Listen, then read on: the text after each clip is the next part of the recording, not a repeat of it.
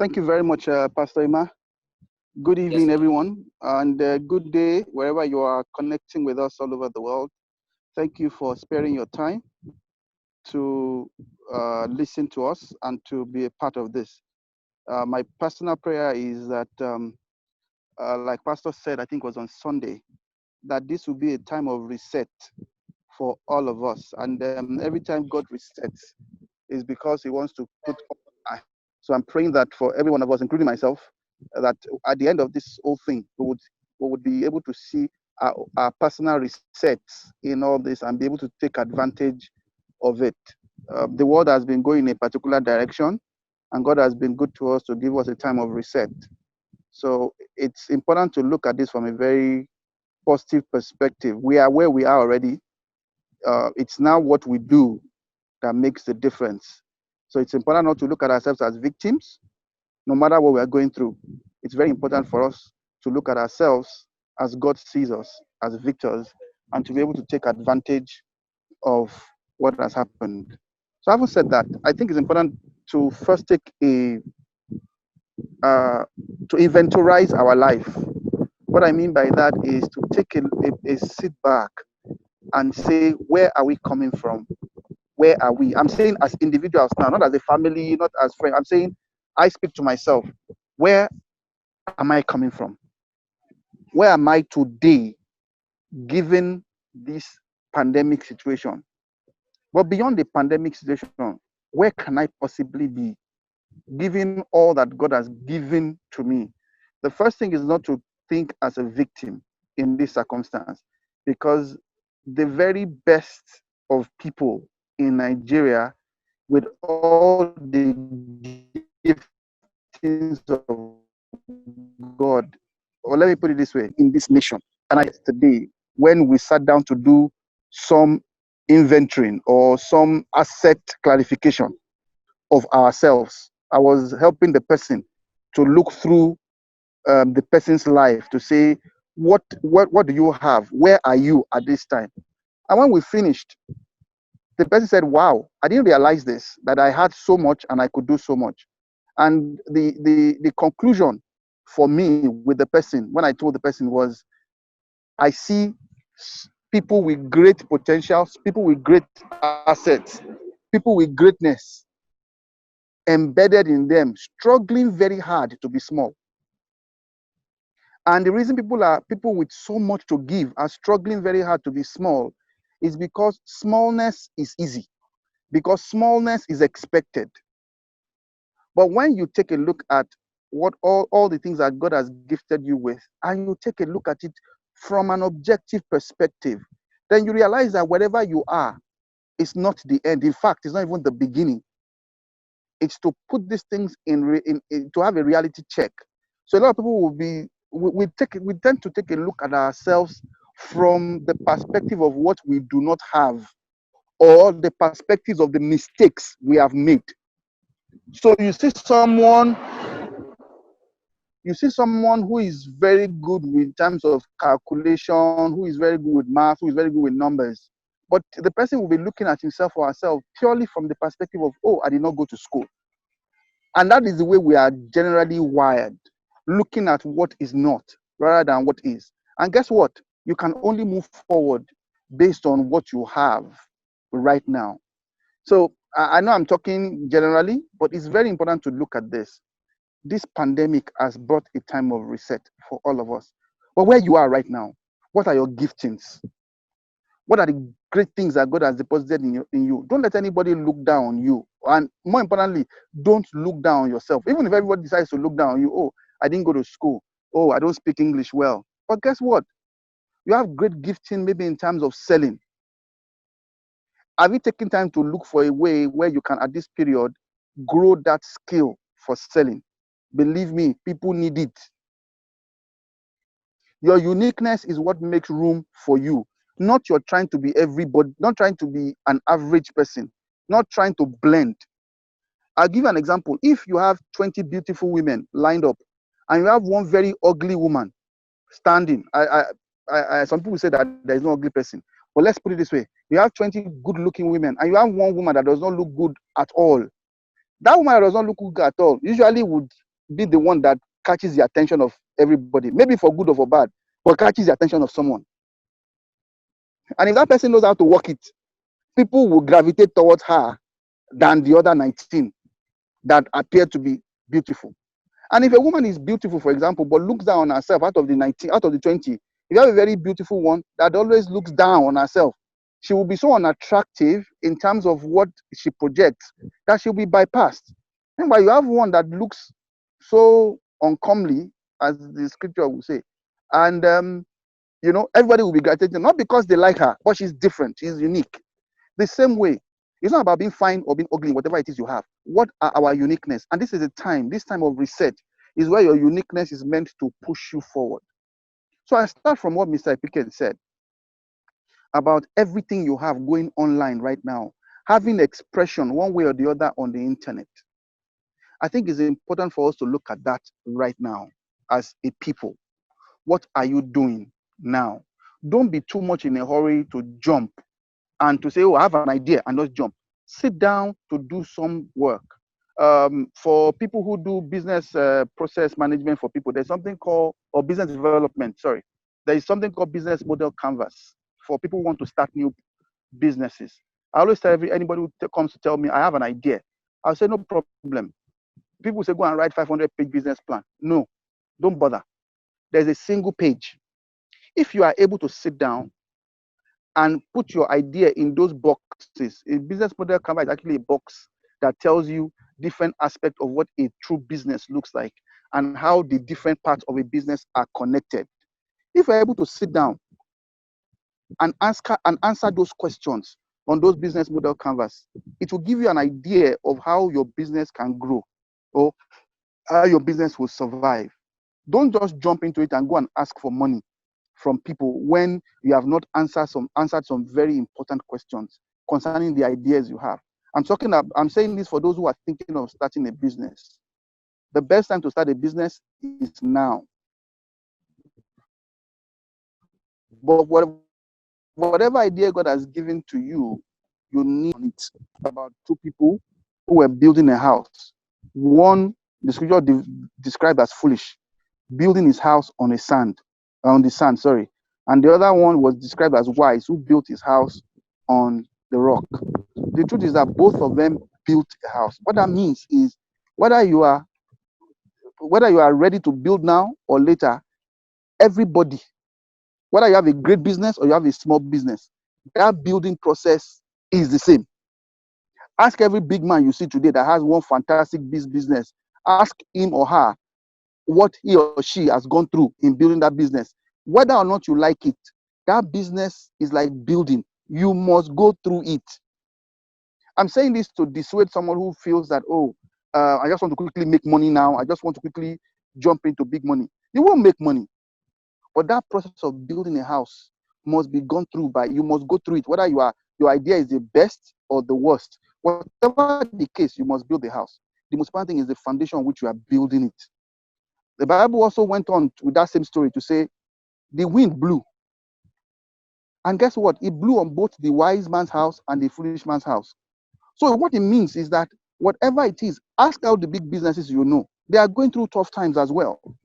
So it doesn't mean there's no one-time bullet to everything. I've heard some people that will say, once I start to do my own business myself, I'll begin to be my own boss and nobody can push me around.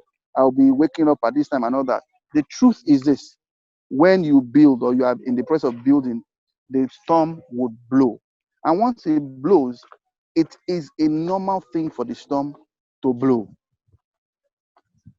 So this storm that has blown in this pandemic has blown on everybody. You'll be surprised some big businesses right now are going under. You may not know on the surface. You may still be hailing all of everybody that say, that man is a big company. Meanwhile, they are going under right now. Some of them are even restarting as we speak right now. So the truth is this: take your time to do the work. Whatever idea God has given to you, take your time to do the work. Take your time to build the house. Am I going through pain at this time? Yes. Am I hungry at this time? Yes. But the most important thing is take your time to build the house, because you will survive. As long as you are building the house, you will survive to see the house built, and you will survive to enjoy the goodies in the house.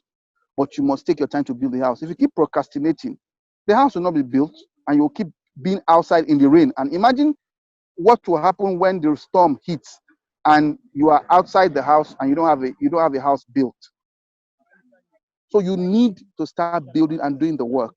So in terms of putting things on the internet, I use analogy to say whether or not you know how the internet works, it's time for you to build a house. You may have your house may be at the foundation level at this time. Somebody else's own may be at the lintel level. Some may be roofing at this time. It doesn't matter. Start building it. You don't know anything about the internet, not a problem. Do that business model. You can go online, please. Go on Google and search for business model canvas. It's a single page. It's for you to answer those questions.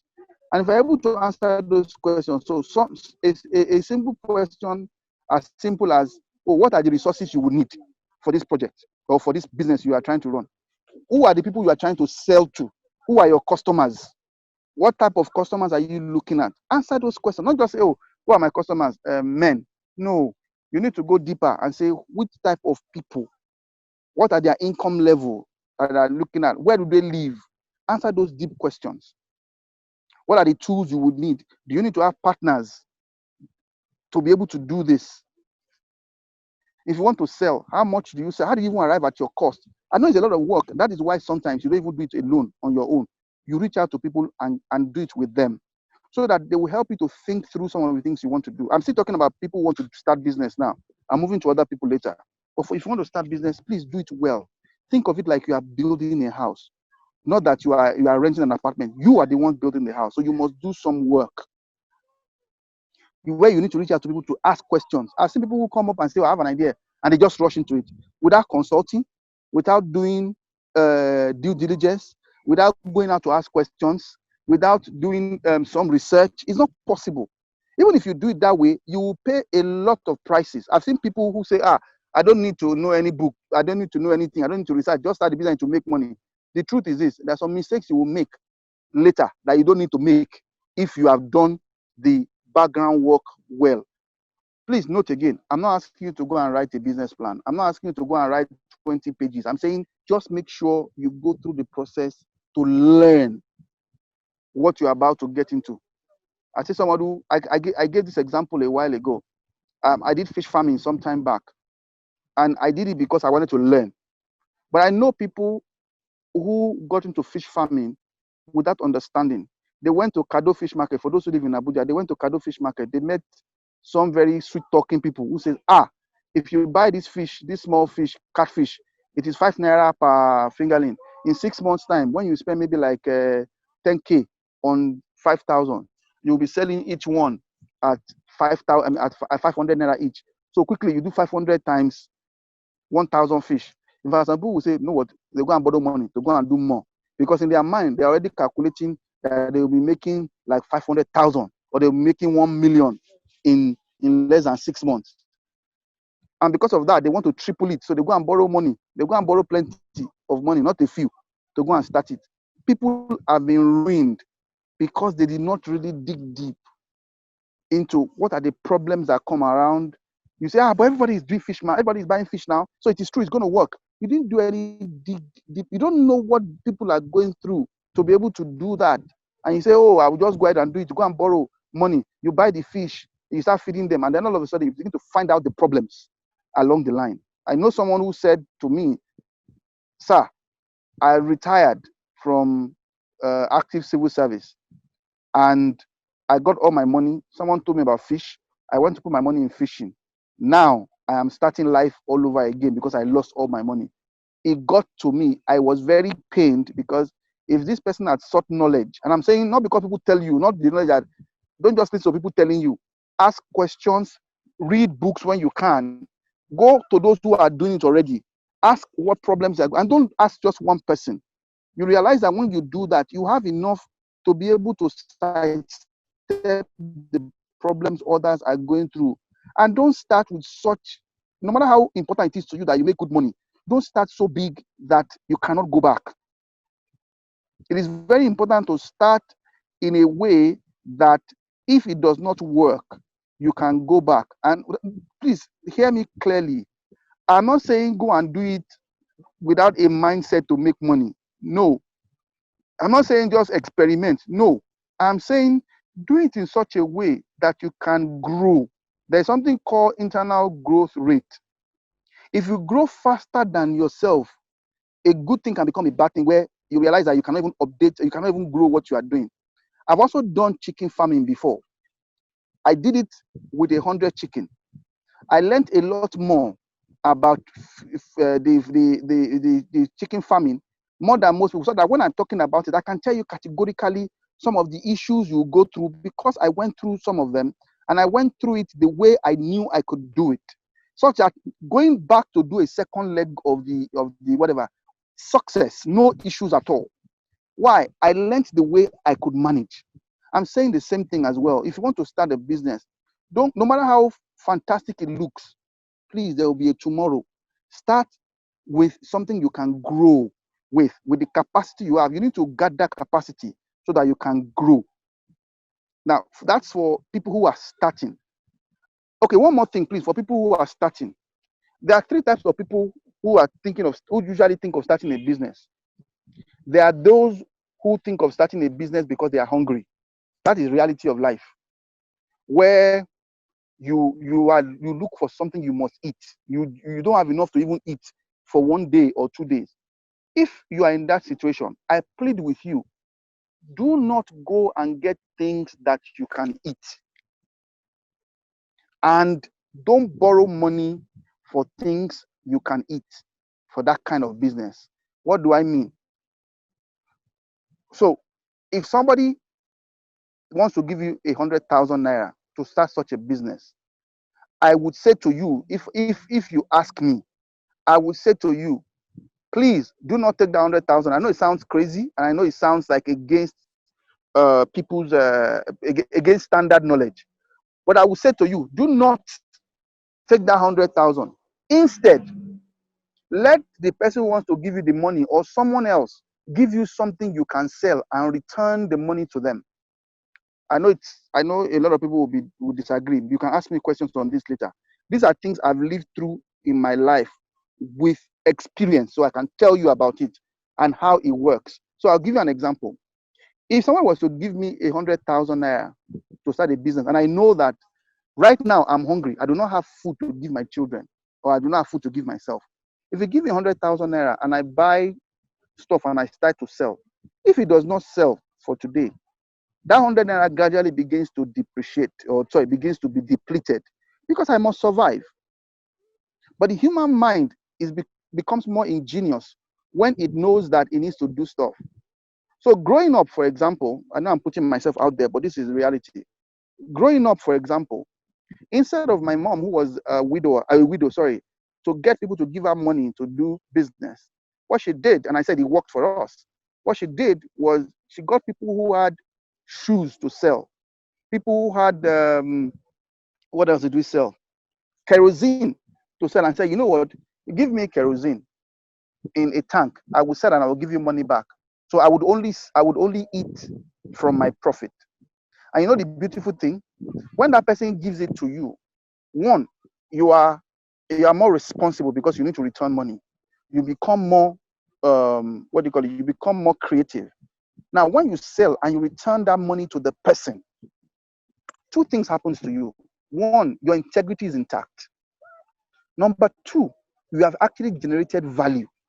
And when you go to that person again, that person can give you more, to a stage where you cannot begin to keep money for yourself to go and start the things you need to do. I know it sounds crazy. Another thing, you can say somebody who is selling eggs, please give me eggs to sell. Now, you can't be eating eggs every day. So that's why when I say don't something you can eat, let it not be that you buy rice, you buy eggs, you buy this. Something that you cannot begin to eat over time when you need money. Because the truth is that there are days you'll be hungry. I'm just being very frank with us. There are days you'll be hungry. Take that thing, sell and return the money. What it does for you is, as you begin to sell those things, you begin to eat only from the money you can truly spend.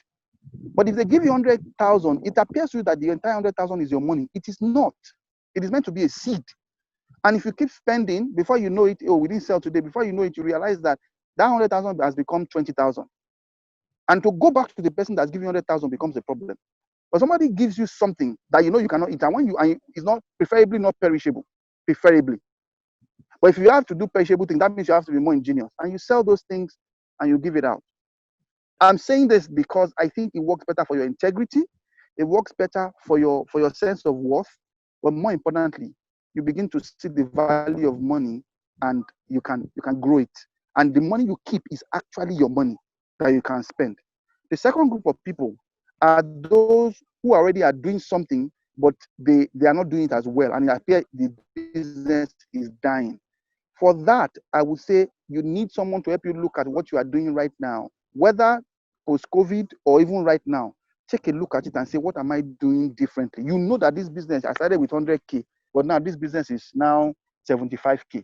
You need, that's the second type of people that are starting businesses where I'm just starting, but I realize that the money I started with is going down. Some don't even know how much they've spent. Some don't even know how much has gone into it. I think it's very important to see that. That's the second group. And the third group of people are those who appear to be doing well, but they want to grow. That third group of people, you believe me, there are a few people that are in that group, but they think they are growing. But the reality is that they're not even certain. It's when somebody takes a look at it properly and says, you think you are growing, but there are this, and this are the things you're not building on properly so that it does not destroy your business as you move on. That's that. Right now, I see people, I went out today for the first time in a while, and I see that, I'm sure you notice that I'm wearing a face mask. I realized that the Abuja environmental has been going around picking people who are not wearing face masks. So that means that there's really good business in face masks. If government policy is forcing people to wear face masks, that means there's need for it. So if you know how to sew, go ahead. If you don't know how to sew, pick from people who are already sewing and be their sales rep. If you have to, be their sales rep and sell this face mask. Of course, please keep safe. You can even start selling online. You can even start talking to your friends, like Mr. Piquet said. Call your immediate council of influence, if as it were, and sell to them. And as you begin to get these things, people will begin to call you, especially if it's a good one. People will begin to call you. I know my wife went out to buy a face mask, and she was telling me about how good the face mask was and all that. She was speaking to just calling everybody that she knows to. Can you hear me, please? Can anyone hear me? Yes, hello? We can hear you. Yes, sir. We can hear you, sir. Okay, thank you. We can hear you. Thank you. When she saw how good the face mask was, within like 20 minutes, she was not the one selling the face mask, but because she felt it was good, she had called about 5, 6 people right immediately to say, oh, you need to buy this face mask. In fact, I'm buying for you. You have 5 of 6 of this. And I'm saying to myself, that is because somebody reached out to her to say, do you want to buy a face mask? And she saw the quality was good. She was selling for the person immediately. Like Epike said, you have a circle of influence. Take advantage of that circle of influence. And a lot of people will say, oh, I've gone to people, they've not attended to me. That's also where attitude comes in. If your attitude is bad, nobody will vouch for you. You can't divulge your attitude from your business. Please, if you do not have integrity, nobody will vouch for you. That's why integrity is the highest form of capital you can have. So please, people will be able to stick out their neck for you, and that's where money comes from, not cash. When people stick out their neck for you, that's where a lot of money comes to you. If they have to give you cash all the time, it's not worth it for you. But when they're able to say, I leverage on my network for you, that's where money comes in to you, and you need to optimize that. So that's for those who are starting businesses. I'm going to those who are in employment. Right now, a lot of organizations are laying off people. There are about 2 or 3 categories I've also seen given this pandemic. One, there are those that the organization says, don't worry, we'll keep you. There are those organizations are saying, we are keeping you, but we have to slash salary. So the amount you had before that was not even enough for you to feed, we have to break it down and cut it low. The third one are those that have been laid off. So let's take the 3 of them. For those who have been blessed enough for the organization to say, don't worry, we will keep you. Please, don't be complacent. Learn new skills. Some are working from home, some are still going to work. If you are learning from home, if you note, for those who are working from home, you realize now there's really no boundary. You don't say, well, I don't know about other people, but I speak for myself and the people I've worked with. There's no boundary anymore. I'm still having conference call. I'm still having different calls till sometimes 8, 9, 10, 11 p.m. at night. No boundaries. So if that is for you, I'm saying to you, you need to manage that time and you need to be able to find time to grow new skills. This is the era where new skills will become very important. Please do not despise any new skill you can get right now. And as you begin to look around you, the first thing you do is look around you. What skills do you need for? And the way you know it is, what are the things people are asking for? What are questions people are asking around you? That's how you know the kind of skills you need to grow. Yes, you are secure in your job, but believe me, the skills you have around you that you are building right now are the things that will make a difference. The second group of people are those that, what do you call it? The salaries are being cut. It's a tough one, and it's difficult when you are now beginning to live, where you are living on funds that is that is not even enough in the first place, but now having to have it cut and all that. For if that's your position or if that's your case, I would say we need to look at things a little bit differently. Perhaps you need to start negotiating with different people. I will give an example. You never ask, you never get.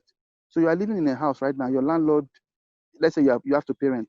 It's a good time for you to start talking to your landlord right now. You'll be surprised.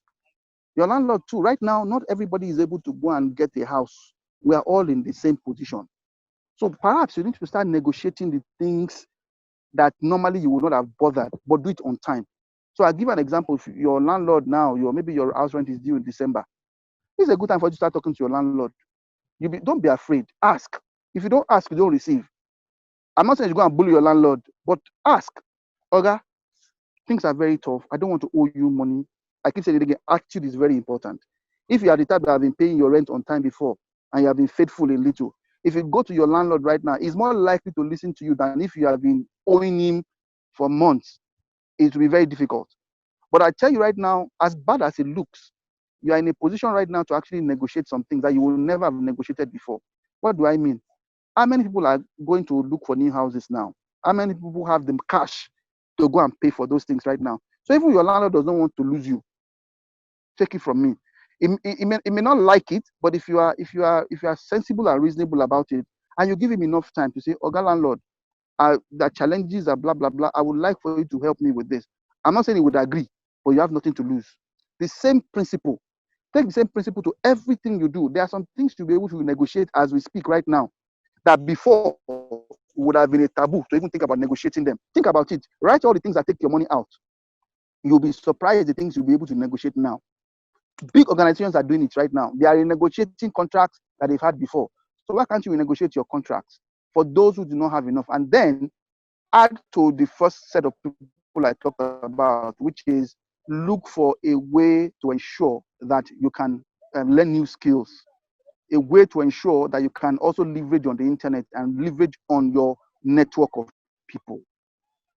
Thirdly, for those who have been laid off, the truth is this: you have nothing to lose. I know it sounds a bit tough, but the truth, you have nothing to lose. Sit down and do self-assessment right now. Where am I coming from? What are the skills that I have gathered? If you've not gathered skills, start from where you are. It's a tough thing to build a house, but believe me, you are able to. Believe me, you are capable. Capable means you have the ability, so you have the innate, you have the, what's the word now? You have the bucket to take the water. There may be no water in the bucket, but you have the bucket to take the water. It's now time to start looking for sources of water you can pour in the bucket. It is tough, but you can go through it and you come out better at the other end. That's for those who are in employment. Then I want to speak generally about our nation, because right now, I think there are things anybody who wants to move forward begins to look at. Number one is agriculture. Whether Mr. President meant to say it or not, the last time they asked him a question, I think during the Eid celebration, they asked him a question about what Nigerians should be looking forward to. And he said, "We're not going to be buying any food from abroad, though. People should start getting food." So I would say that is a clear indication that agriculture is going to be one of the most important things moving on. Whether or not we like it, people need to eat. But please go into it with wisdom, go into it with knowledge. Don't rush into it. Go into it with, take your time now to go into it with knowledge. You may be working anywhere and all that. This is time for you to collaborate come, let's have 5, 6, 7, 8 people come together right now to say, okay, I'm working somewhere. Can I put a bit of my money with you and all that? Now, please, I'm rushing because of time now. When you collaborate with people, one thing I've found out, especially with Christians, is we do not do the right things and yet we want the right outcome. So you collaborate with your brother or you partner with your brother in church and you don't have a signed agreement. You say because he's my brother. What causes the problem is not because your brother is bad or good. What agreement helps you to do is to clarify expectation. A lot of people think that the other person is bad or you are good. No, most agreement, most verbal things break down because expectations have not been clearly defined. So people think that, oh, that person is bad, you are good, and you want people to take your side.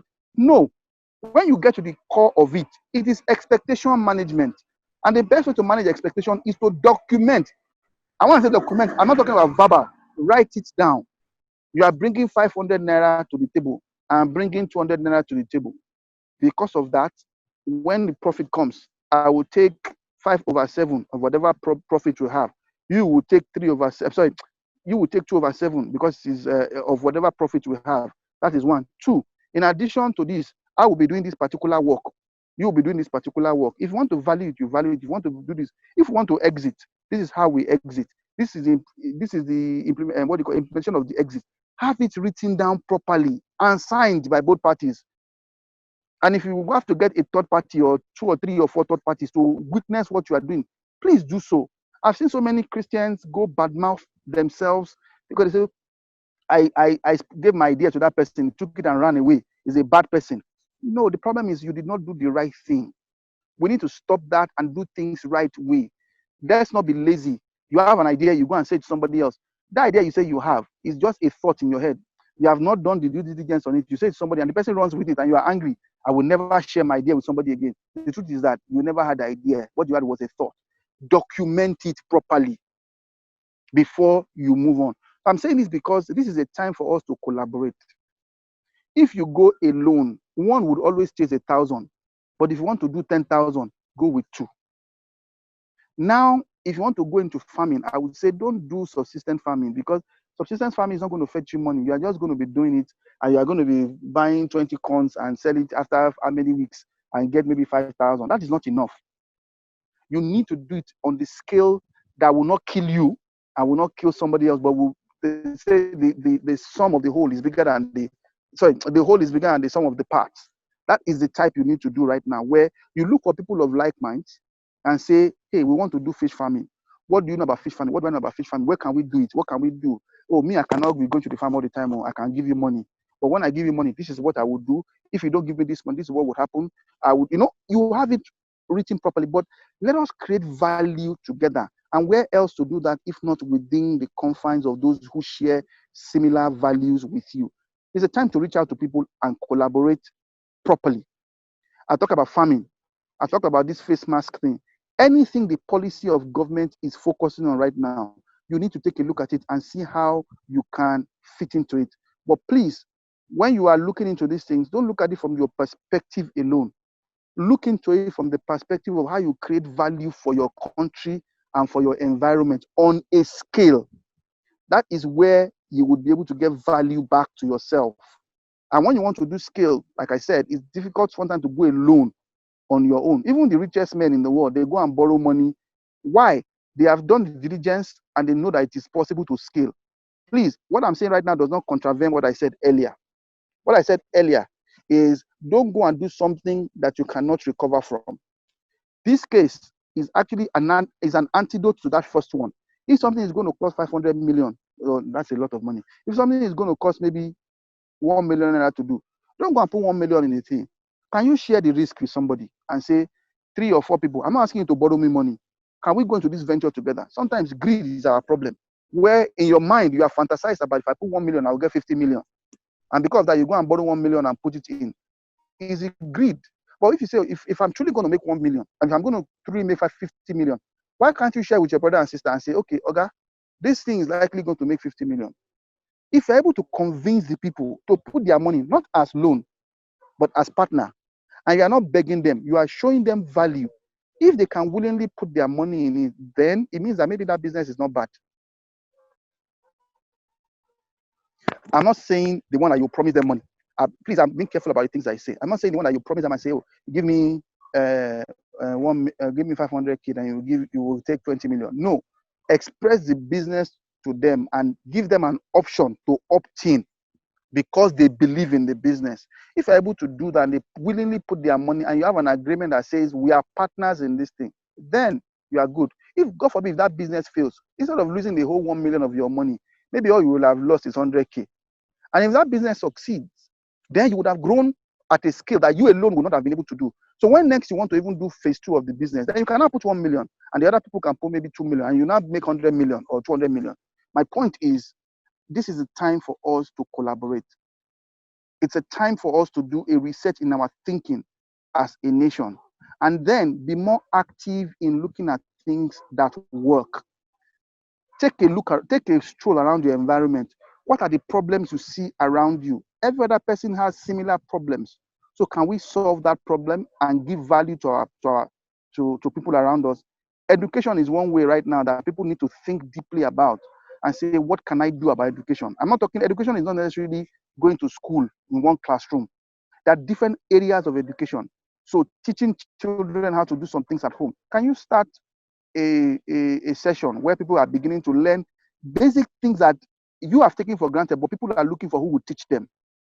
For example, my daughter, for example, right now is doing baking. She learned everything online to do bake, and she's excited about it. All we have to do was to guide. My point is, there are people that are looking for these things that are not going to tell you until you reach out. That's where your inner network is very important. And if you have not been in touch with network, please, I know people who go to church, but they will not ask of their neighbors. They will not call. Since this pandemic started, they've not even called church members to say, how are you doing? How are you feeling? Is that same person you are going to ask tomorrow to give you money to come and join you? You can't. You will find it reluctant. That's why attitude is also very important in the things we do. I think at this time, I would hand over to Pastor Ima. If there are questions or if there are contributions, or if you think I said something you don't agree with or disagree with, I'm more than open to learn and open to respond to you. Thank you very much, and God bless you. Thank you very much, Mr. Ali. You're always refreshing listening to you speak. I think you've touched on a lot of things, different perspectives, and one key thing that stands out is, of course, personal development. Mrs. Yinka also emphasized that a lot. And then the other thing that also came out for me is the importance of writing down your thoughts so they go beyond thoughts and become ideas. And I was reading something somewhere. Someone said many times when you think, you're able to think, well, quite all right, but when you begin to write down your thoughts, there are so many things that come to bear that would have escaped you if you did not write them. So I totally agree with that. So with that, I will open up the session to questions quickly. If you have questions, just indicate, and then you will have the floor to ask your questions. We want to make this as engaging as possible. All right, so if you have questions, please, by all means, raise up your hands to ask the questions. While we're waiting for people to raise their hands and notify their questions, something else that also, okay, we have Mr. Ben. 1 second. I think something else that has come across to me is our willingness to learn. It's also part of personal development, and it's a mentality thing that you tell yourself, I can do it, I can learn it. One of the mentalities I've learned to imbibe is, if I need to do anything, I know I can always find a way around it. I have Google, I have the internet, I have people I can call. I will always find a way around it. I just maybe have to start on time so that I'm not under pressure, but there's always a way around whatever we need to do to learn and to achieve our objectives. With that, Mr. Ben, over to you. You can now speak. Please unmute yourself and then go ahead. Hello. Good evening, everyone. Yes, sir, we can hear you. Yeah. This has been very informative. I have just a little question. That was when Bro Deacon Ali was talking about collaboration. Now, that two questions, two parts. One, if you can fund a business on your own, would you say it's greed to run it on your own? Then number two, I've had situations where I collaborate with people. They don't exactly share your same vision. Sometimes it's personality traits. It might be that they share your vision, but they have different personality traits. How you manage money, how you do all that. Even when it is written down properly, well documented, you still find that there's a lot of friction. How do you go around that, since there's a lot of emphasis on collaboration? Do you understand? So I think that I just want him to throw light on that for me. Thank you. Thank you very much. A great question. These are the things I hear regularly. I'm very, what do you call it? I'm very big on collaboration. When it comes to collaborating with people, the first job, I would say one thing. These things are jobs. They are serious work. They are very, they are strenuous work. It's not something I just start and say, oh, that's my friend. Come, you will do due diligence. You actually go and, it's more like you are scouting. It's like you are interviewing for a job.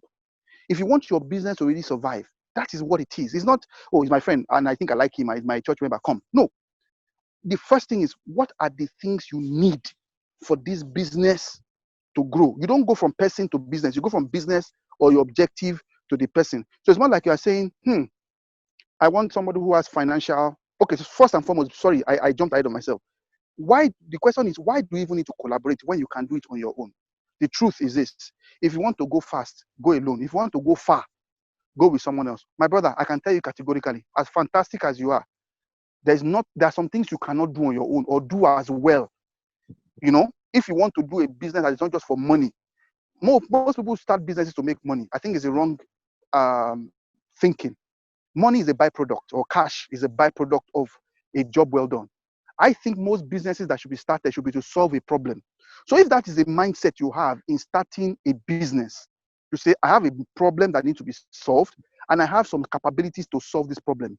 You realize that you can't do everything on your own. There's something, if you are very true to yourself, that you do not have as a person. You may have quite a few things, but you do not have as a person. Two is risk management. Even when you have the cash, Dangote has money to do a lot of things, but yet he will go to the bank to go and borrow money. Why? He's managing the risk. He's spreading the risk. So I'm not saying you are greedy, but I'm saying there's a better way to do it. If truly you think, oh, I can do these things and all that, can you reach out to someone so that you can learn something from that person? In fact, maybe what you even learn from that person is how to manage people. But the first thing you need to do is take your time to choose who you want to partner with based on the requirements for the business, not the other way around. Not that you find your friend and you try and fit him into the thing. No, look for people who have some certain qualities that will complement what you have, so that these things can grow. So for example, if you are not good at marketing, for example, and you know somebody who is great at marketing, you can come and say, okay, oh, this is what I'm bringing you in for. So it's very clear what the person is coming in for. You may even be the one that will put all the money down for the thing to run. But what I'm saying is this, sir, if you want to go far, it makes sense for you to go with somebody else. Because it does not mean that you will not have friction at all. In fact, you may have a lot of friction. But if your focus is on the value you want to create, believe me, most businesses that go far beyond the people that start usually are not single sourced, whatever. Because no matter how great you are, there are some areas that you may need to complement.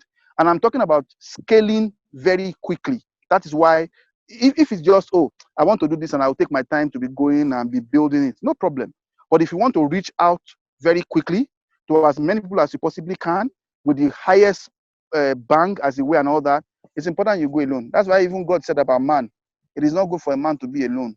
said the man was not complete. The truth is this, as perfect as man was at the time, he still needed someone.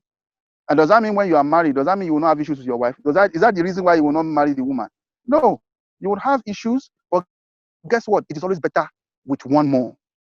If one be weak,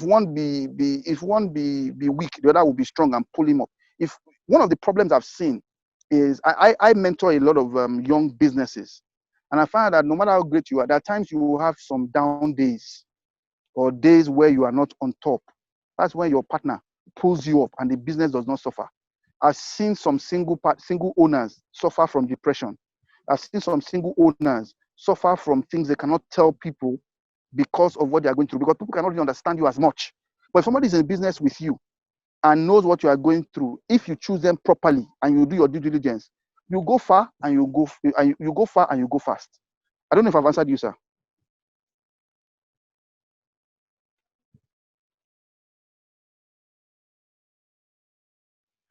I believe you have, sir. I believe you have, absolutely. Sir, Mr. Orikia, please go ahead and ask your question, please. Good evening, everybody. God bless. Can you hear me? Yes, we can. Okay. I know that in this part of the country, in this part of the world, sorry, collaboration is a very, very, very big issue because a lot of people have had their hands burnt. I'm a typical example. I've had my hands burnt on collaborating with people in doing business. But the issue is, I had a talk with a friend some years ago, and I always remember the words he told me. You know, he said that, look, even if people go into business on their own or in collaboration, mistakes will be made. It's part and parcel of life. But you have to think of it in terms of a baby. You know, a baby learns how to walk, you know, takes a few baby steps, falls, and keeps falling. If you observe the way babies learn, and I think it's God's way of teaching us that even if you fall, stand up and try again. Even if you fall, stand up and try again. But at a point, the baby just keeps walking and will keep walking till the very day that they die. Or it's likely that's what's going to happen to them. So just to buttress, collaboration is also, if you read the Bible and understand the messages God is giving us, it's biblical. Look at the Tower of Babel, for instance. It was when they collaborated, they were able to do things exceeding the imagination, to build a tower going all the way to heaven. And it was even God that had to come in and stop them by dividing them. So it shows you that unity, or unity of purpose, unity of vision, and with a lot of hands can get things done, like Mr. FLS is saying, to scale. And what is scale? Scale is a game of, I can do this thing well if I produce 2 per year. In the next 5 years, will I be able to produce 50 of them? The only way you're going to learn how to scale is being able to produce those 2, mastering everything that's involved in producing those 2, selling those 2, because it's one thing to produce like fish or whatever product it is you have in mind, but marketing is another ball game on its own altogether. I've met people that have gone into fish farming. They will go and produce fish. Or you sell the fish now, it becomes a problem. Because they never thought about, how am I going to market this? How do I distribute it? How much fish do I really need to be producing that I know I can get outlets for the fish? So you see, it still goes back to being able to scale, being able to understand the business, and also being able to collaborate. Because just like FLS is saying, or is trying to tell us, you cannot do it all on your own. No man is an island. I mean, there are so many idioms you keep hearing, and they all mean it and they make sense. You will not be able to do every single aspect of the business by yourself. You may not have enough experience. You may not have enough networks and connections to sell and to distribute. You may not have the physical strength to do it. You may even have times of downtime. Family challenges may hinder you. If you're a woman, your children will be a problem. Or let me just say a challenge. Let me not say a problem. If, for instance, you have to be in Lagos to go and distribute or sell your products, meanwhile, your family is in Abuja.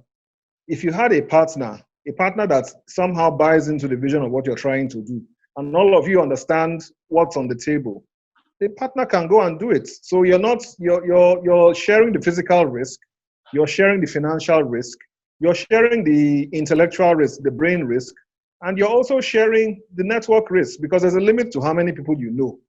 By the time you gather 5 people, you'll be surprised that they can generate 1,000 contacts to sell, to get suppliers, to get know-how to even run your factory or whatever it is you want to do, and so on and so forth.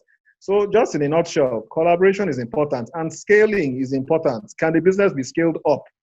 Just to close, I had a friend that's a former colleague in the bank once upon a time. He came out of the bank pretty wealthy and started a fast food business. And he started with 3 or 4 branches at the same time.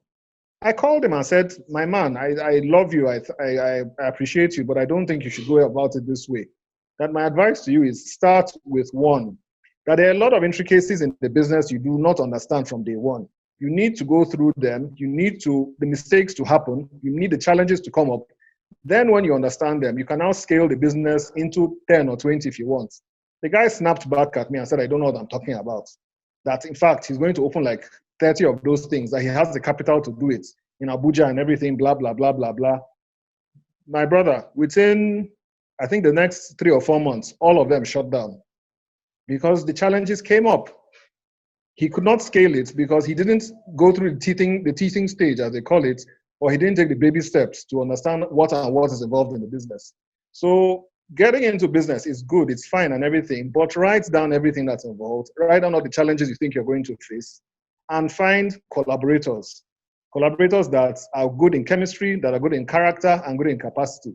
So I just hope this also helps the discussion. Thanks very much.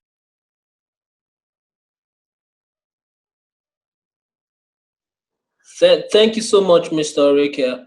That was amazing, insightful. Pelumi, please go ahead, unmute yourself. Okay. Good evening.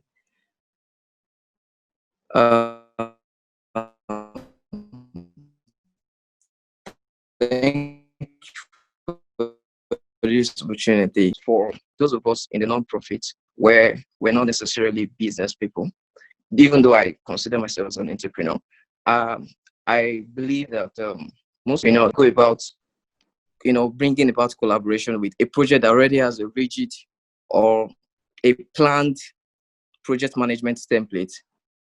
How do you go about collaborating with entrepreneurs so that they can come in and make such projects sustainable? Minding the fact that as non-profits, we're not meant to make money from it, but then those projects, they will be sustainable if they're entrepreneurs driving those change. So I'm asking, how can you go about collaborating and make it more flexible? Thank you. Okay, Pelumi, hi. If you say Pelumi, I know. I think. Yes, sir. Okay, good. Pelumi is a young entrepreneur, one of the people I talk to. So let me make that disclosure. Now, the thing is, everything is about value. And I say a lot of people make this mistake all the time. Number one, when it comes to the school of value, you bringing it do not determine what is value. It is a person paying for it that determines value. Please, I'll say it again, because this is very, very important. It is a person paying that determines value, not you. I've seen people come and say, okay, I have this proposal for you in your organization. We will give you, what do you call it? We will give you exposure. We will give you this. Come and advertise. It's only 50K. We are going to do this. We are going to do that. And they wonder why you are not sponsoring for just 100K. After all, they are giving you advertisement. They are giving you exposure. The question is that 100K worth it for me? 1, 2. Do I want that exposure? Is it what I consider value? It is not everything you have money to do that you must do. That is what makes a rich man actually. A rich man is somebody who does not do everything he or she can do. Will do it what only he or she believes has value. On the other way around, most poor people do what they believe they can do, not necessarily looking at it from the perspective of value. So you find that most rich people are not spendthrift. They don't throw money around. The same thing with any business that wants to survive. We don't throw money around. You put money where it is going to bring value back.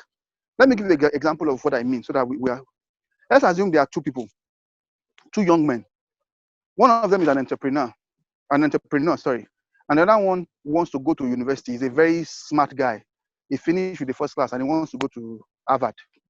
So let's assume the person who is an entrepreneur needs, say, 5 million to go to scale his business. And the other one that wants to go to Harvard also needs 5 million to go to Harvard. And here is a man who has 5 million naira to give money. Now, the person who wants to go to Harvard doesn't want to do business, he wants to go to school. The person who wants to do business, he's not interested in going to Harvard. He wants to do his business at scale. That is what he's been waiting for.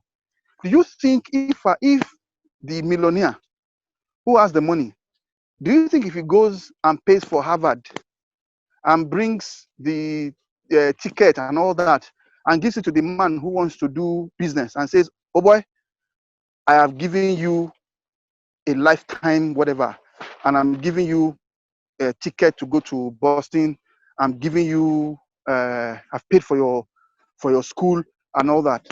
Do you think the boy will be very happy? The boy who does not want to go to school now, who has done his BSc, but he wants to do business. It is the same 5 million naira. But guess what? It is not value to the person that you have got to buy. But if you give that same 5 million naira and you go and pay for Harvard, for the boy who wants to go to Harvard, it is value for him. He will jump up and down and will be grateful to you.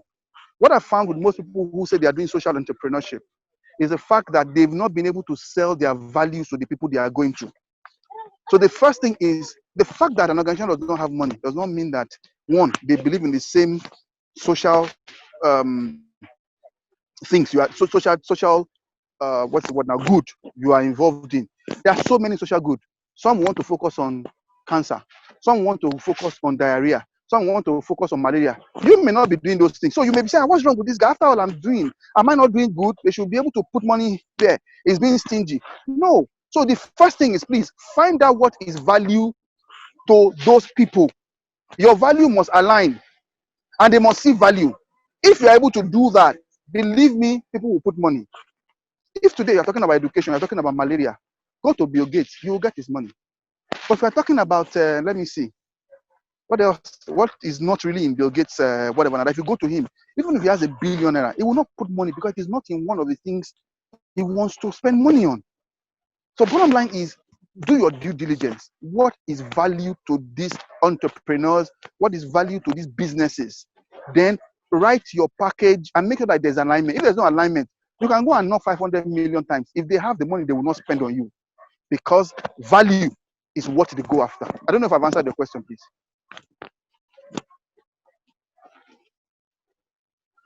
Okay. What I'm saying is, for instance, you're doing a malaria project, right? And Yes. then you found out that things like maybe like mosquito nets can be produced locally. You find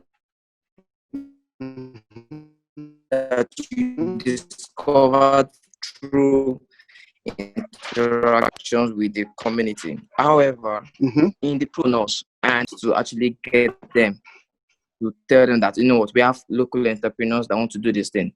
So like, is there a way of, convincing, or a way you can just go about it? Like, you do your project and you still promote these entrepreneurs to be able to produce locally and send it straight. Meanwhile, it will affect your own project also. That is, how can you collaborate with them, like not directly, in such a way that they'll be able to do what they are doing and you also be able to do your own project? Okay, I can't say I understood the question very well this time around, but if it's what I'm thinking, that is what you're saying, people are doing some things locally, you want to pitch with them.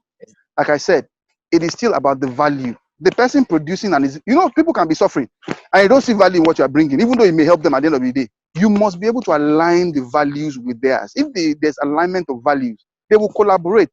Even whether or not it is even private or public, there must be alignment of values. No matter how great your values are, if the other person does not see value in it, it is sin. It is agreeing and aligning. If the value is not this, if there's value alignment, believe me, they will chase you. They'll be chasing you to put money with you. They'll be chasing you to work with you. You know what? Maybe what you can do is if I know you can actually send me a message because I cannot understand your questions properly. Maybe somebody Okay, else can help me with this question. I understand. I'm getting it now. I'm getting it now because I'm saying how you can collaborate as a non-profit and the business. It must be about value. It doesn't matter whether it's Yes. non-profit or profit. It doesn't matter whether it is not for profit and business. It must be about value. If there's no congruence, if there's no overlap of value, you can shout from here till tomorrow. The first couple they will not give you. I'll be wondering whether they are crazy or not. No, they are not crazy. You have not been able to sell the value. You've not been able to show the value. Meanwhile, somebody else will come with something that you consider is less than what you are bringing, and they will say we are going with the person. Why? They saw the value.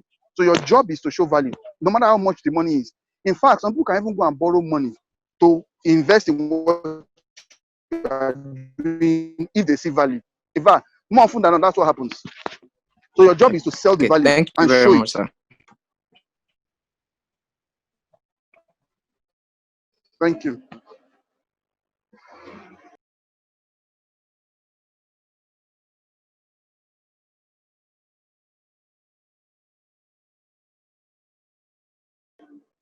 Pastor Emma?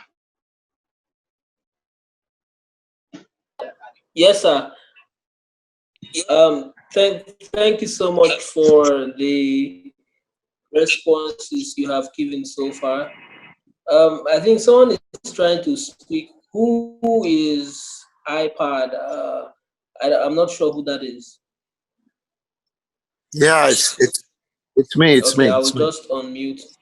It's me, Okay. Emmanuel. Okay, sir. Yeah. Now, That's I Apostle want Israel to W. Abam, our senior quickly. pastor.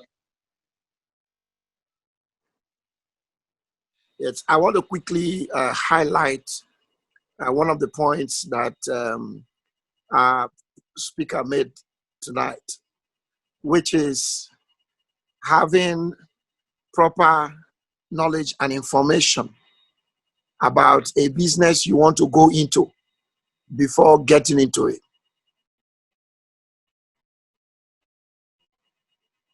You know, oh, saloon business is raining. Everybody jumps in there. As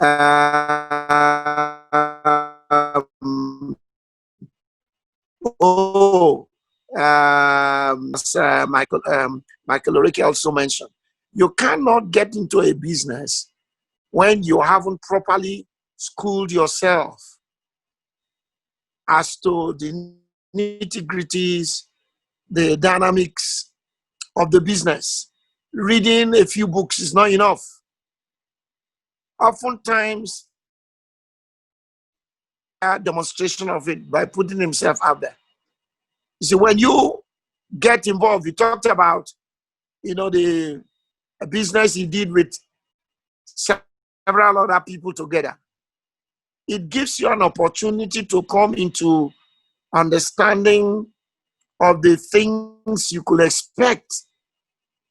Now, we do not always have patience. That's where I want to quickly anchor. Because often, people are not looking at providing service. They're looking at making money. In the new normal, that approach to making money may put a lot of people in problem. What value are you bringing on? What service, what problem are you trying to solve?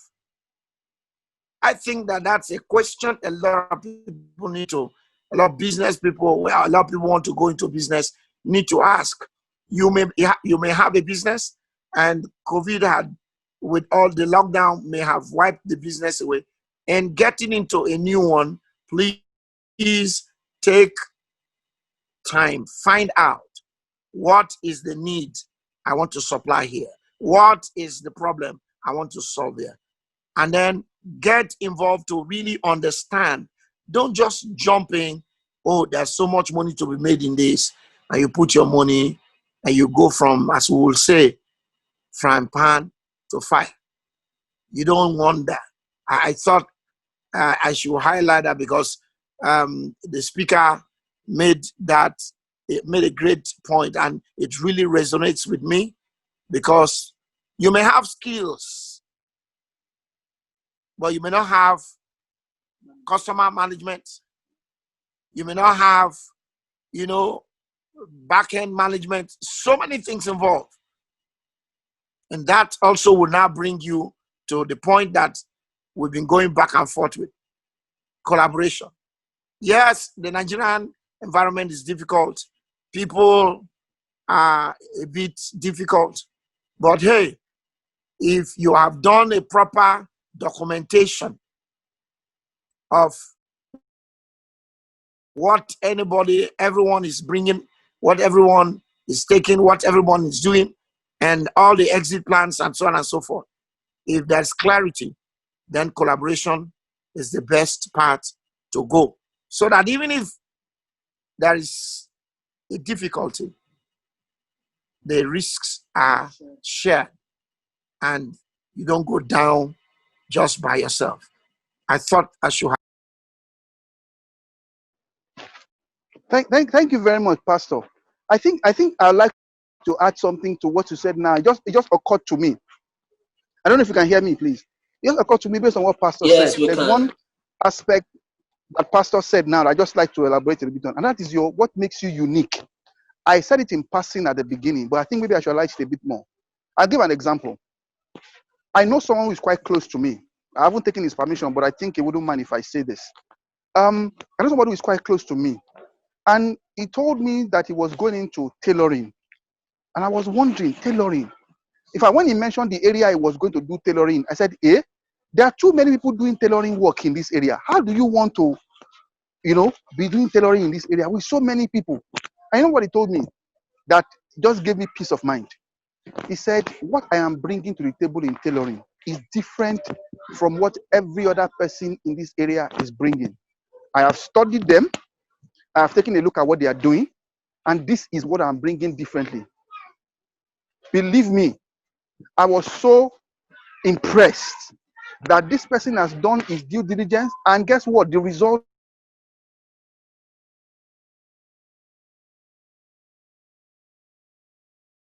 showed almost to the table, which people were not bringing. That was a value he was bringing. The service he was selling was speed.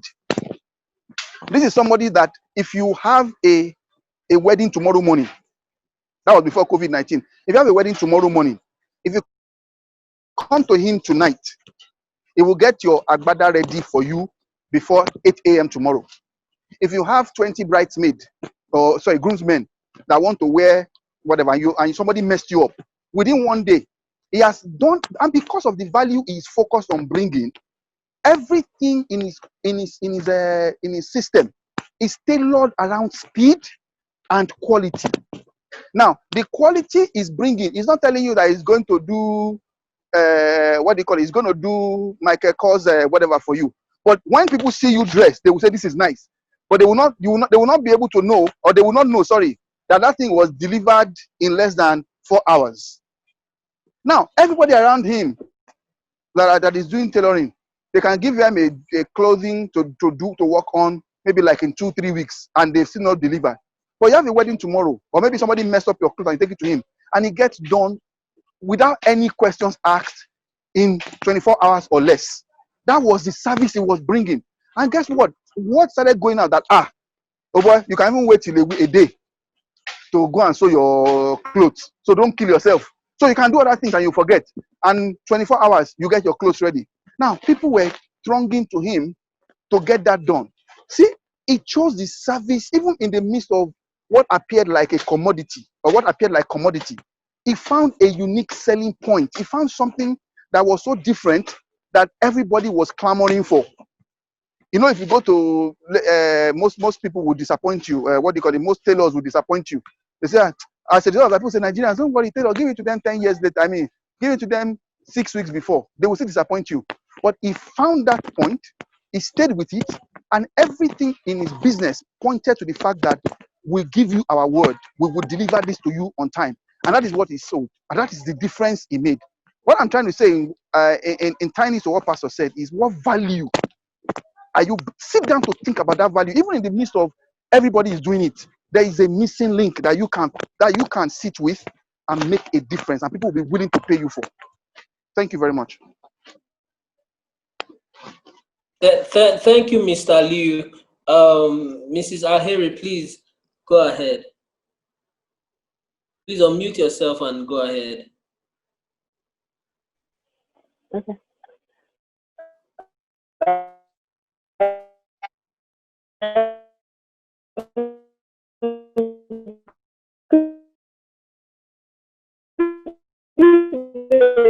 Everyone.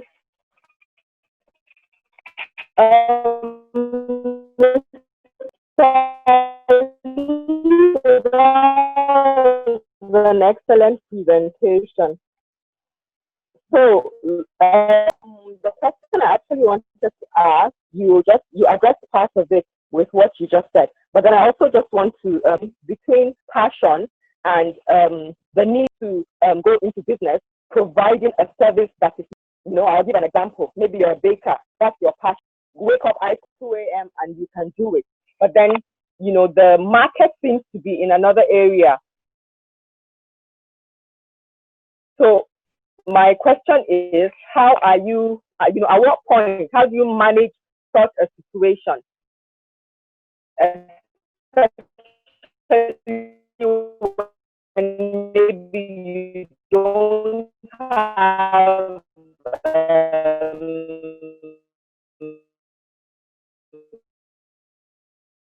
enough funds to probably go into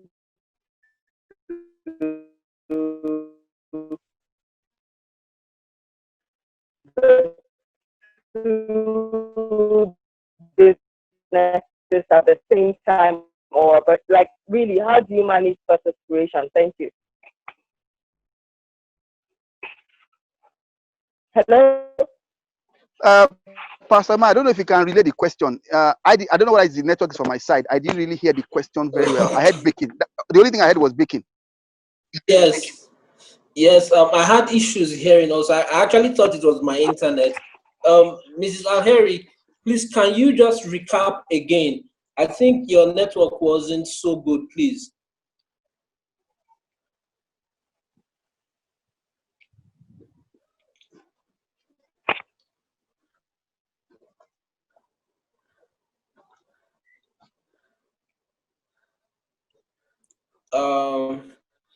I think we're having some difficulties with her network.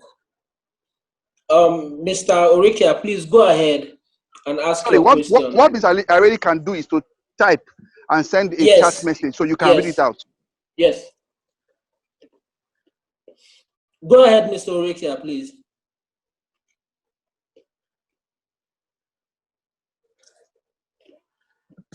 Hello. Okay, can you hear me? Yes, sir. Okay. Just to buttress again the point that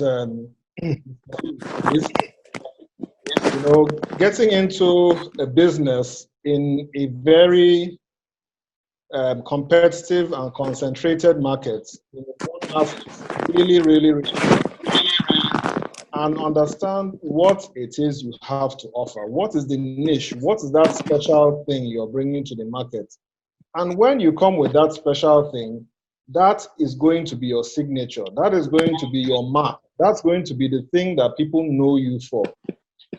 For example, he talked about tailoring. I mean, some markets you go to and you see, okay, like if you go to Wuse Market, you're probably going to see 50, 60, 70 people selling provisions on the same line.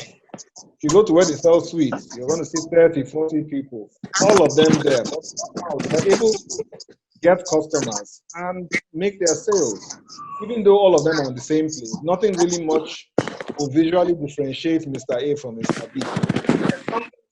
Some of them do that. Their shops are always full. The other guys, their shops are not always full. So one really has to, can you hear me? Yes, sir. Hello? Okay, one really has to define and understand what is my niche, what is my special thing, what is my mojo that I have to offer? And if it's in tailoring, he said, the guy chose, I want to be fast, I want to deliver extra quick, and I want to keep integrity. You think of the likes of even big corporations like Zoom. Zoom has been around for years. You understand? I used Zoom the first time, I think a year or two ago. And now, most people hadn't heard of it. But you see, because they had decided this is the niche they're going after. Because if you look at Zoom, Zoom is similar to Skype, but it has some added features. So they had decided a long time ago, this is what we want to offer. This is how we're going to go about it. And at the appointed time, their service is now in demand. Do you understand? So it's the same thing with you offering a niche or a special service or something you think and you believe in and being passionate about it. That's what passion is, probably even the most important word in business. Because I've met people that don't have educational qualifications, but they so believe in what they are doing that if the business goes up, down, left, or sideways, they're going to stick at it and weather any storm that will come. And the truth is that every business will face storms. Every business will face seasons. Every business will face challenges. Particularly the word season. Like I said before, the first time, when you start a business, you need to do it for a while to get the ropes. Because a typical example is transport business. In the months of January, February, March, transport business, interstate transport is a bit slow. But by the time you're getting to November, December, when Christmas is coming, the demand is so much on you. So everything works to a season that there's a high peak in demand, and there's some seasons that there are lows in demand. So if you enter a tailoring business, for instance, just like this young man did, how do you really know when the high peak is? How do you know when the lows are? If you don't test the market or this thing for a while, or if you've not asked questions and done a very, very detailed study and survey about it. At times they say, there's another maxim they have in business. They say it's 90% preparation and 10% execution. And the Bible even says it in another place that if you want to cut a tree down, go and sharpen your axe very, very, very well, because you may only get one chance really to strike that tree. So go and prepare and prepare and prepare and understand what it is you're getting into. Don't just jump into it, because like Pastor said, everybody jumps into these things. Nigeria, we have a bandwagon effect. We may say that, this one is raining now, let me jump into it. But prepare, get into the details of it, get so passionate about it. Even if you're going to use a year and prepare, understand the business up, down, left, right, and center. So that when you enter it, even if there's a slow time, you understand why there's a slow time. And you understand it's just for a season, it's just for a few months in the year. That the real time of high demand and high sales is still coming in front. Just like if you enter agriculture, maybe in agriculture, there's a season which crops grow. Corn has its season. Mangoes have their season. Everything has its season. And when is that season? You roll up your sleeves and walk. When you're out of season, find something else to do with your time. So it's the same thing with any business you're going to enter. Take it gradual. I won't advise anyone to take all their money and bet on a business first and foremost. At the first instance, trying to make all the money in the world. Enter the business, do it for a while, study it. Then you can now scale and grow. Even at times, the business you're doing may only be selling. For instance, you may be doing a business in Abuja, but the real market for it is in Lagos or in Onitsha, something like that. It happens. Like these boys that sew clothes in Aba, for instance, they are not selling in Aba. They're selling elsewhere because people come and buy products from them. So they also need to be able to market in different metropoles up and down. They need to go to Lagos, find customers. They need to go to Port Harcourt and find customers. The main business itself, you really have to sit and understand, where can I do it? Where can I scale? Where can I grow volume? Where can I grow sales? But it's only when you start, take your baby steps, get it right, understand the do's and don'ts in the business. Then you can now, as Nigerian people say, you can now hammer finally. And one very important thing, just to close, that FLS said again, business is about the objective of the business. What value are you delivering? It's so important. Our psychology in Nigeria has been so tuned to believe that everything is money, but that is not the point. Everything in business is the value you're delivering. Someone like I'll take an example with Tommy Hilfiger, for instance, because he started business when I was still in university, and he's now a global brand. Tommy Hilfiger is passionate about sewing. Ralph Lauren is passionate about sewing. He's not passionate about billions of naira. They all started from one tiny shop somewhere. Sony, Dell, all of them are passionate about what they do. But because of the times, the circumstances, and the opportunities, they were able to grow and scale their businesses gradually, so they became global international brands. And it's the same thing with any real business. Dangote may be big, but Dangote started from somewhere. He started small. He had to go through his teething time, learn the ropes, then start seeing opportunities that, okay, I can grow in this direction, or I can grow in that direction. So I'll advise any aspiring businessman, especially a lot of us are going to enter business when COVID-19 has relaxed its pressures. Start the business, learn it, understand the intricacies, then expand and grow, or scale. That's the other word for that. But you can't get it overnight. You're not going to make 10 million naira out of 1 million naira in the first year. No. You may not even make profit in the first year, but if you're passionate about it, the highs, the lows, you're going to take it and you're going to produce excellent results. And God will bless you as you do that. Amen. Thank you, sir. So I have the question for Mrs. Alheri. If you can hear me, I'll just read it out. How do you manage between choosing between your passion and creating value? By creating value, I mean going into the obviously more profitable business. How do you manage going into business between what is a passion for you and what is obviously more marketable? Did you get that, sir, Mr. Liu? Or Yes, anyone Pastor else Emmanuel, who wants to respond? Yes, please. I got it. Okay, great. Okay, this is a personal opinion. I have not done enough study to be able to make this categorical statement. So I'm putting that up front. So in case anybody has a different opinion, I'm open to it. But what I found in my own life, I think, say start from where you know, is the fact that really your passion is a pointer to what will fetch you fortune, fame, and peace of mind. Usually your passion is. The difference usually comes where there is the other aspect that goes with passion that we miss out on. So there is the position of what I would call the place for passion. You can have a passion for baking, and you are in my village, for example. People in my village will not eat whatever you are baking. One, it is not their problem. They want to eat pounded yam. It does not in any way invalidate your passion. So there is a passion, there is a place, and then there's what you call that. There's what I call the placement. So, for example, placement. Okay, I talk about place will be the physical location where you are. Some people have had to leave. Okay, I'll give an example before I talk about placement. Do you know some of the boys you see today that are billionaires?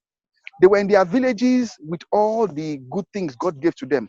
Some of them had to move to Lagos. Some of them sold things in Lagos before they made it.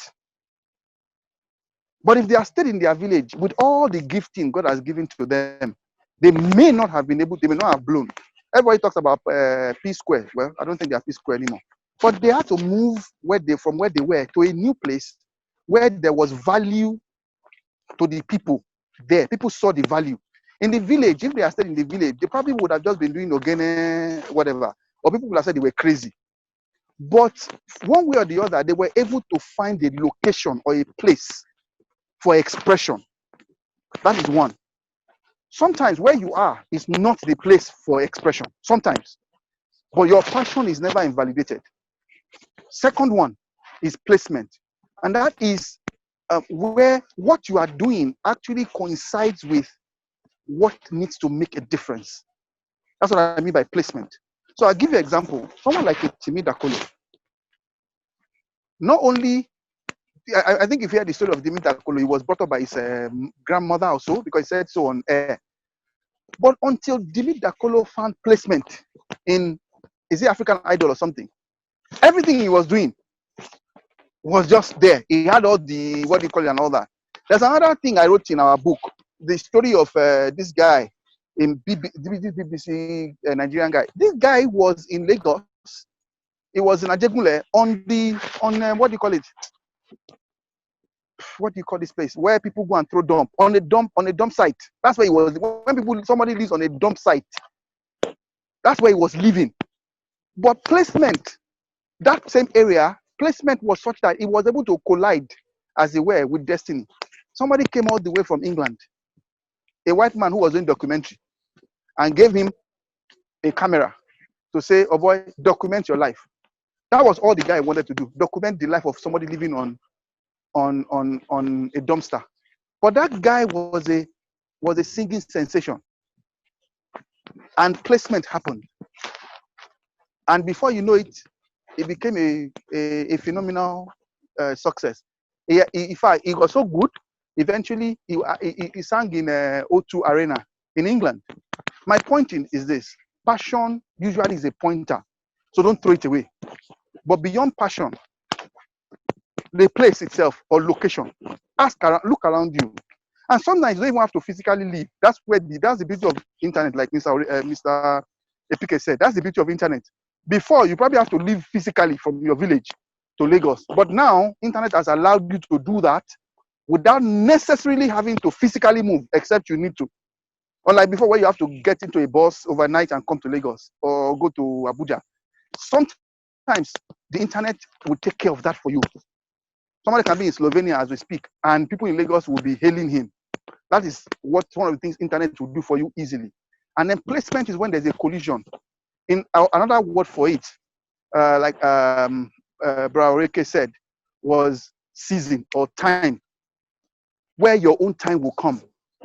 Well, guess I can tell you categorically. Like I said, I didn't do a study, but from my life, passion is never wrong. Your passion is a pointer. Don't dismiss it. If you do the study along this thing, look at value chain in whatever passion you have. Please study the value chain in your passion and position appropriately. Some people will say, "Oh, I love to cook." But guess what? If you look at the value chain of cooking, it may even be in coordination that your own money is. But if you are so fixated on, "Oh, I must cook," you will miss out on it. But you are saying in the cooking business, well, maybe you're only just simply coordinating the right set of people and moving them to the right places and all that. And that's why you make it. But if you are cooking alone, you maybe be making 5 naira, 10 naira, 15 naira here and there. But the day you get into coordination in the same cooking area, you will blow because you know a lot of other things. So my point is this: passion never fails. That is my personal opinion. I'm open to being wrong, but I speak about my personal life and all that. Passion is never wrong. But there is placement, there is position or place, and then study the value chain to see where, within the same line for your passion, where you truly fit. That is my opinion. I don't know if I've answered the question.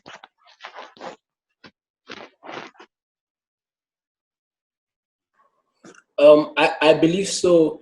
Yes, thank you Mrs. very much, Aheri sir. Hazi. I think I have. Okay. Yes, sir. Thank you very much. Great. Anyone else? Any more questions or comments before we proceed?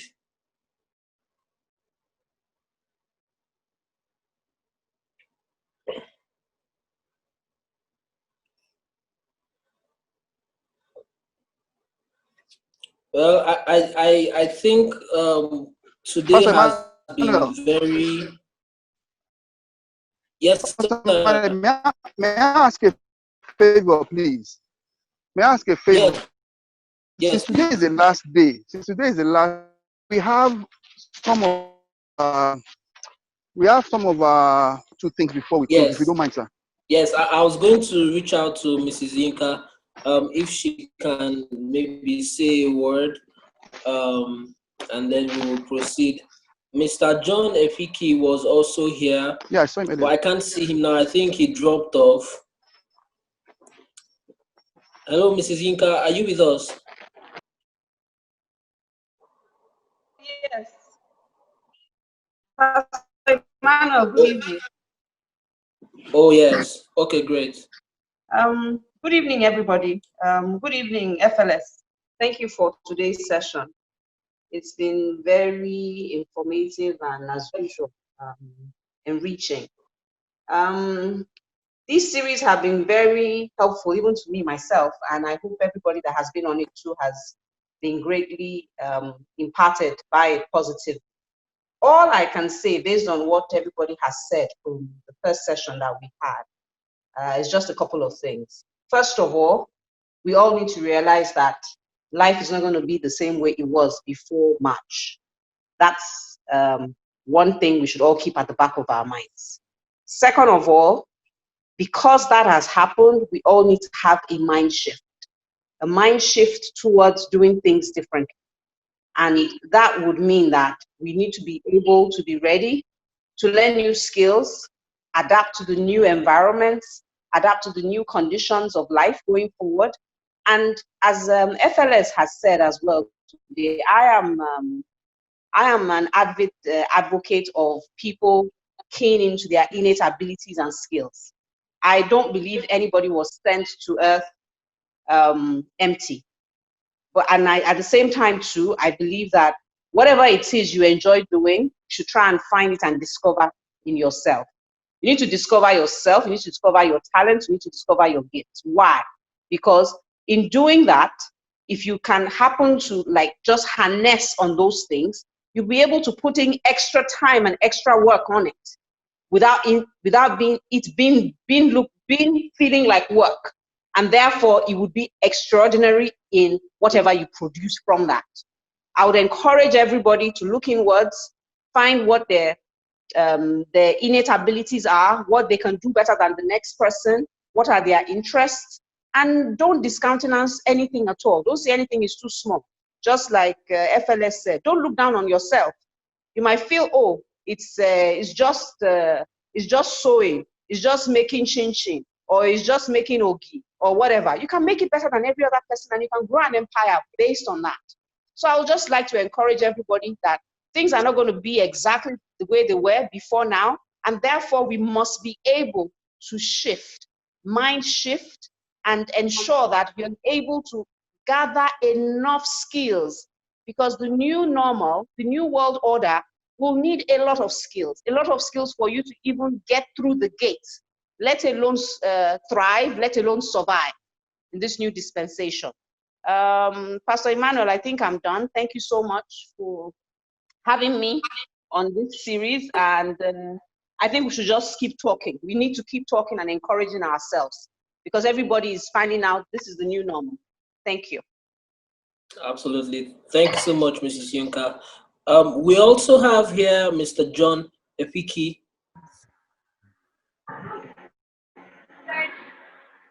Yeah, Pastor Emma, how are you doing? So nice to Amazing, be here sir. with everyone. Great.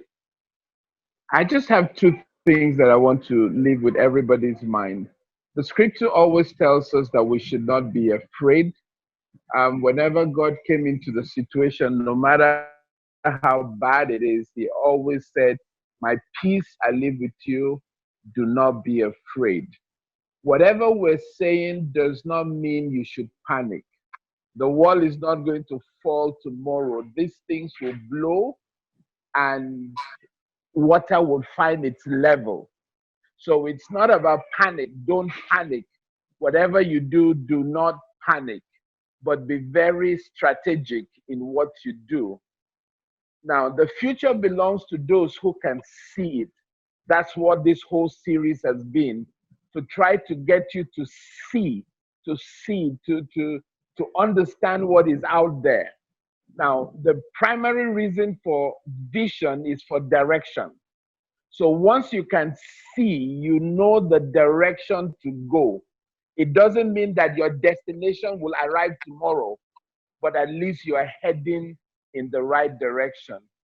I'm a process development person, so I always like to look at things from a process point of view. Just start on the journey in the right direction. The right direction for every one of us is we need to look at the Internet of Things. Everything we're doing is going to go one way or the other in the direction of the Internet. Find how to start and just start, learn the process as you go. Thank you very much. Thank you so much, Mr. John. while we get set to shut down, I mean, I think, you know, many people are, for many people, the internet and navigating around different platforms is something new. Many people are struggling with it. But of course, you can always learn. Having the learning mentality, the I can learn mentality, I can do mentality is key. But apart from that, there are also people, businesses that you might be able to collaborate with that will give you speed in terms of your transition. So people should also look at those options. I was speaking with a friend of mine, I think sometime last year, who does trainings for people, children, on singing and all that. And we're discussing how to transition. And one of the things we were talking about was, I mean, it's important for her to engage someone, whoever that can help her, because now, in the past 2 or 3 months, she probably hasn't made any money.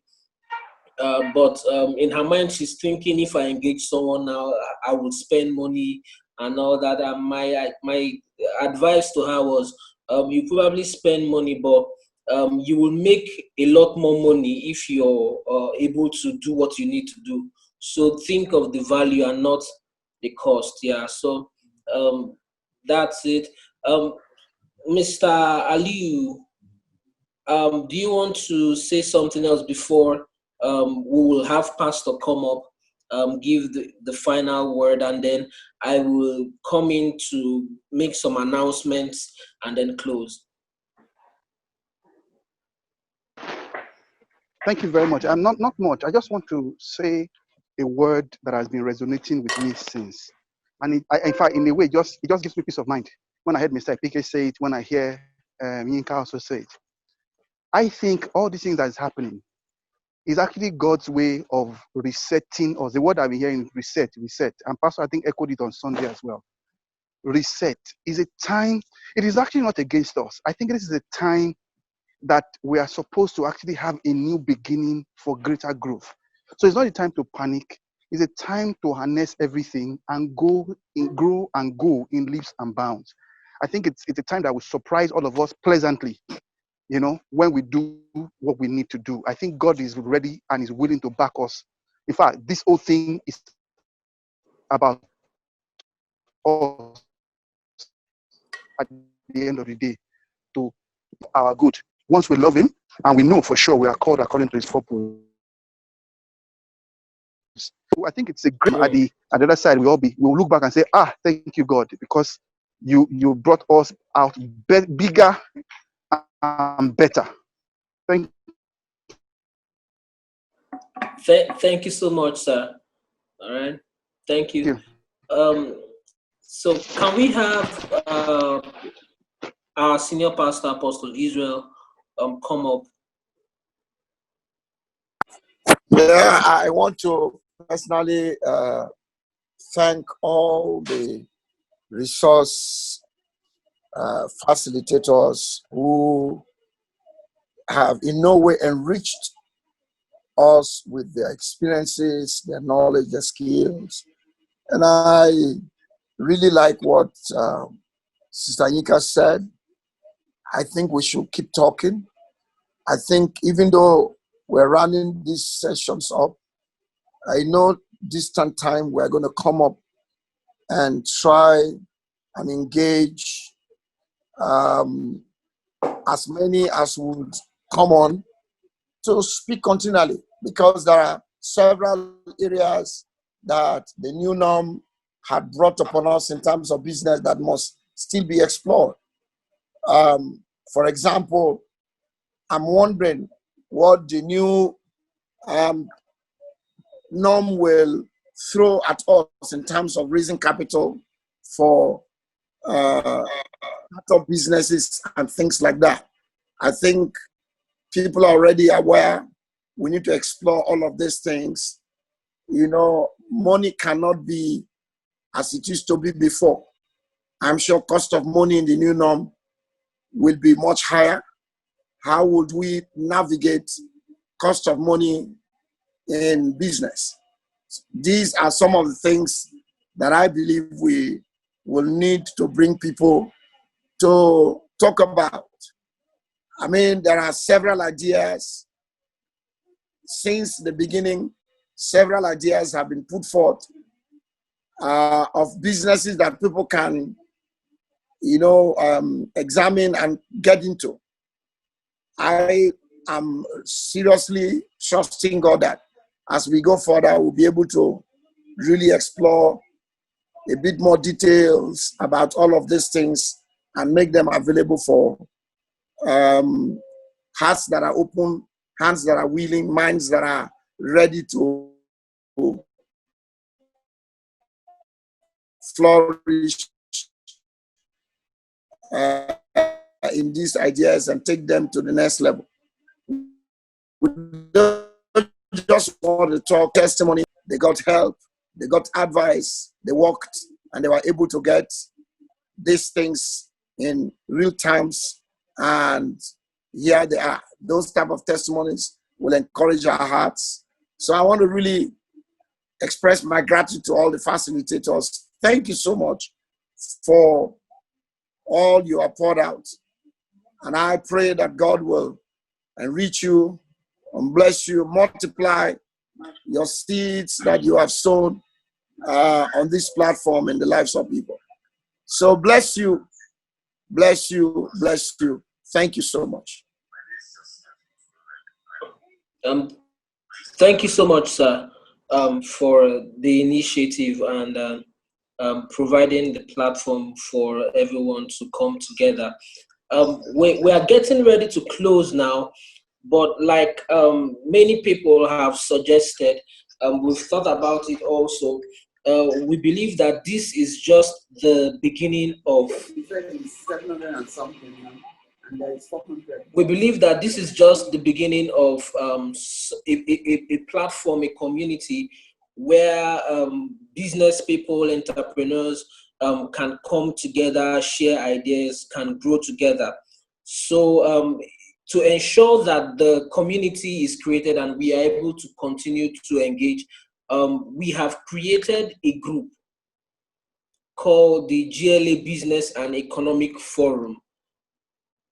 So shortly, as we send out the recordings for this session, we will also send out links and invites to the group.